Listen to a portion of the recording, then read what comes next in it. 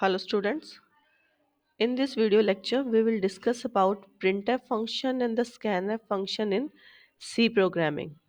So let's start. सबसे पहले हम चेक करेंगे printf फंक्शन का सिंटेक्स. printf फंक्शन का सिंटेक्स है, सबसे पहले हमें टाइप करना है printf, then parenthesis start. printf फंक्शन के अंदर दो आर्गुमेंट्स हो सकते हैं.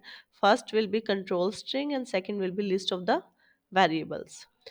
कंट्रोल स्ट्रिंग क्या है? यहाँ पर कंट्रोल स्ट्रिंग में तीन चीज़ें कंसिस्ट हो सकती है. फर्स्ट, जो भी करेक्टर आप डबल कोट्स में लिखेंगे प्रिंटफ फंक्शन के अंदर, वो एज इट इज़ हमारी स्क्रीन पर, आउटपुट स्क्रीन पर अपीयर हो जाएंगे. सेकेंड थिंग, अगर कंट्रोल स्ट्रिंग में हम कुछ एस्केप सीक्वेंस करेक्टर्स देते हैं लाइक स्लैश एन, तो ये escape sequence character as it is print नहीं होंगे, बट इसके कोरस्पॉन्डिंग जो भी एक्शन है वो परफॉर्म किया जाएगा. Now, what do you mean by escape sequence characters? Escape sequence characters is a combination of two characters in C language. One is backslash character and second is one another character जिसके कुछ specific action perform होते हैं जिसके corresponding. For example, slash n is a escape sequence character और इसका जो corresponding action है that will be the enter the new line. जो कर्सर है हमारा वो नेक्स्ट लाइन पर हो जाएगा. जैसे कीबोर्ड पे हमारी एंटर की वर्क करती है, सेम काम रहता है हमारे slash n escape sequence character का.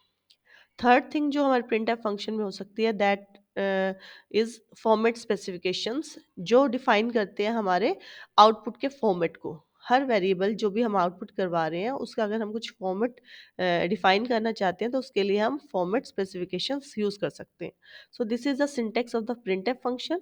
पहले कीवर्ड लिखेंगे printf, then parenthesis start, then इसके अंदर दो चीजें मेंशन कर सकते हैं, first control string and second list of the variables.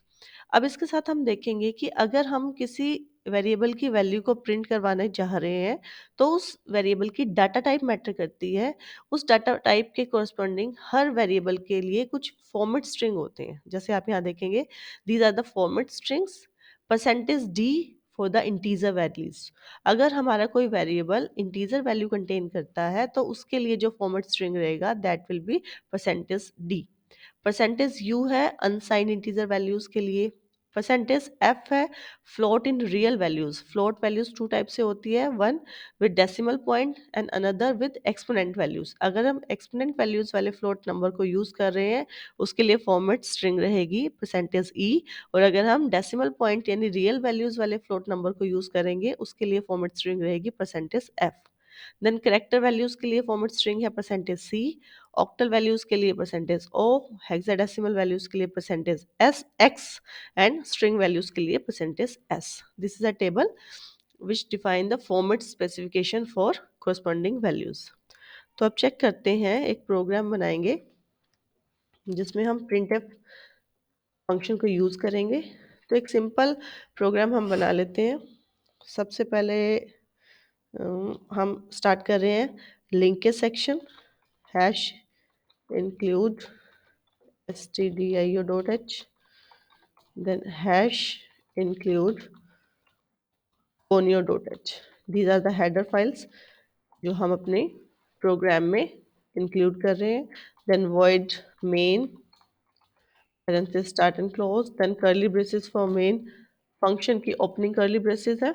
उसके बाद हम यहाँ पर एक वेरिएबल ले रहे हैं इंटीजर टाइप का n. मेन फंक्शन में दो पार्ट रहेंगे, first declaration part and second executable part. तो यहाँ पर डेक्लेरेशन पार्ट में मैंने एक n वेरिएबल लिया है इंटीजर टाइप का जिसकी वैल्यू मैंने ले ली n. सपोज n की वैल्यू हम यहीं पर इनिशियलाइज भी कर देंगे, n is equal to 7. Then semicolon से टर्मिनेट करते हैं डेक्लेरेशन स्टेटमेंट को. उसके बाद हम यूज कर रहे हैं यहाँ पर printf function. Now we have to see printf function का सिंटेक्स अभी हमने डिस्कस किया है. हमें लिखना है printf, then parenthesis start, then double quotes में मैं प्रिंट करवाना चाहती हूँ स्क्रीन पर there are 7 days in a week. जो 7 वैल्यू है वो हम लेंगे हमारे वेरिएबल n से. तो यहाँ पर मैंने बताया था printf के अंदर फर्स्ट कंट्रोल स्ट्रिंग यूज करते हैं, second list of the variable. Control string के अंदर आप जो भी कैरेक्टर्स टाइप करेंगे वो एज इट इज हमारी स्क्रीन पर, आउटपुट स्क्रीन पर अपीयर हो जाएंगे. तो हम चाहते हैं there are 7 days in a week print करवाना, तो there are as it is print हो जाएगा। 7 आई वांट कि 7 वैल्यू कहाँ से पिक हो, n की वैल्यू से। तो अब यहाँ पे देखिए जो n वेरिएबल है उसकी डाटा टाइप है इंटीजर। इंटीजर के लिए फॉर्मेट स्ट्रिंग हमने देखी थी परसेंटेज डी, तो यहाँ लिखेंगे percentage D. There are percentage D में हम n की वैल्यू प्रिंट करवाएंगे जो कि रहेगी 7। Then D A Y S days, there are 7 days in a week, and semicolon, then full stop, then double quotes close, then comma. This is the first part in the printf function, control string. Then comma के बाद हम लिखते हैं list of the variables. हम यहाँ पर n variable की value को प्रिंट करवाना चाहते हैं, name of variable is n. Then close of the parenthesis and terminate by the semicolon. Then press enter. Now I will type, or I will use function getch. Get भी terminate होता है semicolon से। Now we have to use closing brace of the main function. जो भी हमारी brace open होगी programme में उसे क्लोज करना मस्ट है। So this is a simple program जिसमें हमने प्रिंट एफ स्टेटमेंट को यूज किया है। इसके अंदर हम चाहते हैं प्रिंट करवाना there are percentage D format string के कोरस्पॉन्डिंग वेरिएबल है यहाँ पर एन। एन की वैल्यू हमने इनिशियलाइज करवाई हुई है 7 से, तो ये प्रिंट हो जाएगा there are 7 days in a week. Check करते हैं इसे। सबसे पहले कंपाइल करेंगे। कंपाइल के लिए कीबोर्ड से हम यूज करेंगे shortcut keys alt F9। See success, press any key. It means there is no error in this program. Compile हो गया। Now we have to run this program, so we have to use shortcut key Control F9। Control F9 करते ही इसने यहाँ पे show कर दिया there are 7 days in a week। चलें, अब एक और printf स्टेटमेंट हम यूज करते हैं इसके बाद। Suppose we want to print here there are 12 months in a year, तो हम एक वेरिएबल ले लेते हैं यहाँ पर m, जिसको हम इनिशियलाइज करवा देंगे विद वैल्यू 12 से। और ये डेक्लेरेशन पार्ट में जितने भी वेरिएबल हम यूज करेंगे those all variables will be separated by comma. यहाँ पर again we are using one another print F function. Same syntax रहेगा, प्रिंट एफ वर्ड लिखेंगे, पेन से स्टार्ट करेंगे, डबल कोट्स के अंदर जो भी करेक्टर लिखेंगे वो एज इट इज स्क्रीन पर प्रिंट होगा। देयर आर, अब हम यहाँ पे करवाना चाहते हैं प्रिंट 12। 12 की वैल्यू है हमारी वेरिएबल m में। m है हमारा इंटीजर टाइप का वेरिएबल। इंटीजर टाइप के लिए जो फॉर्मेट स्ट्रिंग है that is percentage D. There are percentage D में 12 की वैल्यू प्रिंट करवाएंगे, months in a year, stop, double quotes close, comma. Second part रहता है list of the variable. Percentage D value हमें चाहिए हमारे m वेरिएबल से, तो यहाँ पे name of the variable m, parenthesis close and the semicolon. अब इसे कंपाइल करके रन करते हैं। इससे पहले हम एक और फंक्शन यहाँ पे यूज करेंगे डेक्लेरेशन के बाद, that is a clear screen function, CLR SCR। Clear screen का मतलब रहेगा कि इससे पहले जो मैंने एग्जीक्यूट किया है, इस प्रोग्राम को रन किया है, उसकी आउटपुट हमारी स्क्रीन से क्लियर हो जाएगी, वो हमें शो नहीं होगी। अब चेक करते हैं, इसे कंपाइल करते हैं by pressing alt F9। Success, and again we have to run this, press control F9। आप देख रहे हैं स्क्रीन पर 2 लाइन्स आ गई हैं। प्रिंटफ, फर्स्ट प्रिंटफ ने प्रिंट करवा दिया there are 7 days in a week, and second printf ने प्रिंट करवा दिया there are 12 months in a year. अब अगर हमें फर्स्ट लाइन में चाहिए there are 7 days in a week और नेक्स्ट लाइन में चाहिए हमें there are 12 months in a year, वो भी हम कर सकते हैं। कैसे, चेक करते हैं। उसके लिए हमें एस्केप सीक्वेंस को यूज करना होगा, /n escape sequence work similar to like the enter key of our keyboard। तो हम यहाँ पे चाहते हैं there are 7 days in a week के बाद नेक्स्ट लाइन में प्रिंट हो हमारी प्रिंट एफ का नेक्स्ट जो टेक्स्ट है वो नेक्स्ट लाइन में आए। तो हम क्या करेंगे, जैसे ही हमने there are 7 days in a week यहाँ प्रिंट करवाएंगे, यहाँ पे हम यूज कर देंगे /n एस्केप करेक्टर। क्योंकि हमने देखा था प्रिंट एफ स्टेटमेंट का सिंटेक्स रहता है first control string then comma list of the variable. Control string 3 चीज़ें कंसिस्ट कर सकती है। फर्स्ट, जो भी करेक्टर हम लिखेंगे एज इट इज स्क्रीन पर प्रिंट हो जाएंगे। सेकंड, हम यहाँ पर एस्केप सीक्वेंस कैरेक्टर को यूज़ कर सकते हैं like slash n. Escape sequence character screen पर प्रिंट नहीं होगा, बट उसके कोरस्पॉन्डिंग जो भी एक्शन है वो परफॉर्म कर दिया जाएगा स्क्रीन पर। जैसे स्लैश एन का काम रहेगा कि कर्सर को नेक्स्ट लाइन में ले जाएगा, और उसके बाद हम कॉमा लगा के लिस्ट ऑफ द वेरिएबल्स यहाँ पर मेंशन करते हैं। अगेन इसे कंपाइल करते हैं by pressing alt F9। So success, there is no error. Again इसे रन करते हैं बाय प्रेसिंग कंट्रोल F9। अब आप देख रहे हैं फर्स्ट प्रिंटफ स्टेटमेंट ने प्रिंट करवाया there are 7 days in a week. उसके बाद हमने यूज किया escape character slash n. Slash n का क्या काम है? स्लैश एन ने एक्शन परफॉर्म किया कि कर्सर को नेक्स्ट लाइन में मूव करवा दिया, और सेकंड प्रिंटफ ने यहाँ पर प्रिंट करवा दिया there are 7 months in a year. So this is the use of printf function in a C program. अब हम देखेंगे scanf function in a C program. तो सबसे पहले हम स्कैनफ फंक्शन का सिंटेक्स चेक करेंगे। स्कैनफ फंक्शन का सिंटेक्स है, सबसे पहले आप वर्ड लिखेंगे scanf, name of the function, then parenthesis start. इसके अंदर हम लिखेंगे पहले फर्स्ट पार्ट रहेगा हमारा कंट्रोल स्ट्रिंग, और सेकंड पार्ट रहेगा हमारे वेरिएबल नेम्स। लेकिन वेरिएबल नेम, हर वेरिएबल नेम से पहले हमें एक यहाँ पर ऑपरेटर यूज करना पड़ेगा, ampersand. This symbol is known as a ampersand. Ampersand is a operator जो स्पेसिफाई करता है वेरिएबल नेम के एड्रेस को। तो स्कैनफ फंक्शन का जो सिंटेक्स है that is scanf, first part is control string and second part list of the variables, and each and every variables must have this operator or symbol ampersand symbol.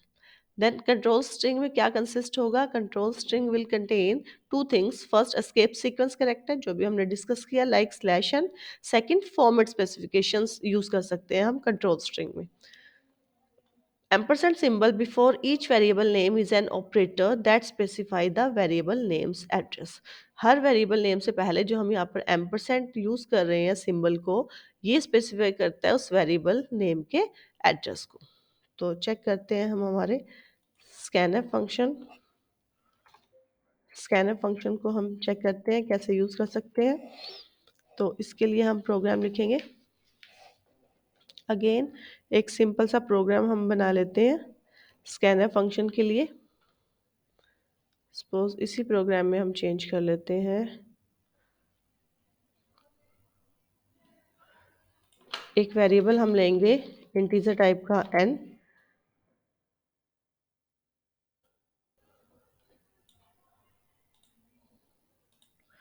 उसके बाद हम clear screen function भी use कर लेते हैं। अब हम यहाँ पे चाहते हैं किसी n वेरिएबल की वैल्यूज़ को इनपुट करवाना। Basically scanf function is use to input the value of the variable, और प्रिंटफ फंक्शन यूज होता है आउटपुट करवाने के लिए। तो अब हम यहाँ पर स्कैनफ फंक्शन की हेल्प से n की वैल्यू को इनपुट करवाएंगे। तो हम स्कैनफ से पहले हम यूज़ कर रहे हैं प्रिंटफ फंक्शन को, क्योंकि हमें पता है प्रिंटफ के अंदर जो भी हम टेक्स्ट लिखेंगे वो एज इट इज स्क्रीन पर प्रिंट होगा। तो पहले हम यूज़ कर रहे हैं printf function, double quote start, enter n integer value. क्योंकि हमारा एन इंटीजर टाइप का है तो हम पहले यहाँ पर लिख रहे हैं कि हमें किस टाइप की वैल्यू को इनपुट करवाना है। एंटर एन इंटीजर नंबर और integer value, then slash n escape character भी हम यूज कर सकते हैं, escape sequence character, double quote start and this is close, then terminated by the semicolon। अब हम यूज करें scanf फंक्शन। scanf फंक्शन के लिए पहले हम यूज करेंगे फंक्शन का name scanf, parenthesis start, then double quotes. Control string में हम यहाँ पर बताएंगे पहले फॉर्मेट स्ट्रिंग, n की वैल्यू को इनपुट करवाना है, n की डाटा टाइप है इंटीजर, इंटीजर के लिए फॉर्मेट स्ट्रिंग रहेगी percentage d, then double quotes close, comma, name of the variable n। But ध्यान रखें स्कैनफ में हमेशा नेम ऑफ द वेरिएबल से पहले हमें एम्परसेंट सिंबल यूज करना है, ampersand n parenthesis close, then terminated by the semicolon.